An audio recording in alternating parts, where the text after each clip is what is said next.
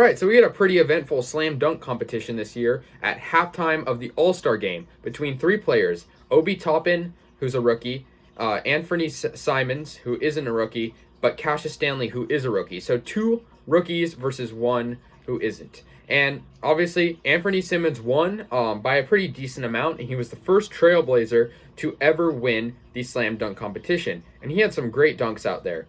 And, you know, Toppin won the first round. He had a pretty cool dunk. And Stanley was last with 44 points and 46 for Simons. Now, one thing I don't really like about the slam dunk competition is that it's completely subjective.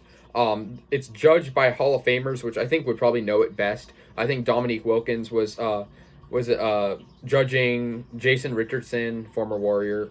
There more guys too. But they're, you know, it's a scale of 1 to 10, and the most points you can get is 50.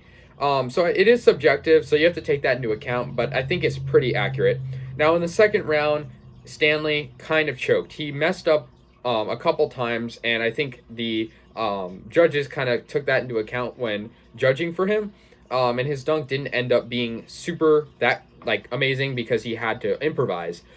So he got 37 in the second round, and Simons had 49 and won that round, making it to the finals with Toppin, who had 46. And in the third and final round, there was only one dunk. The second round.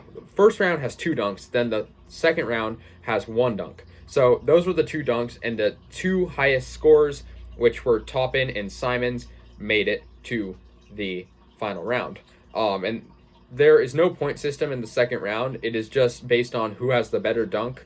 And that was Simons. He had a pretty cool dunk where he took a smaller rim and kind of put it on the backboard and jumped up super high to get the ball. And, you know, his eyes were like eye level with the rim, which is really crazy. And he only has two dunks all year, which is pretty interesting. So he was kind of an underdog, I guess you could say. But everyone knows he can jump super, super high.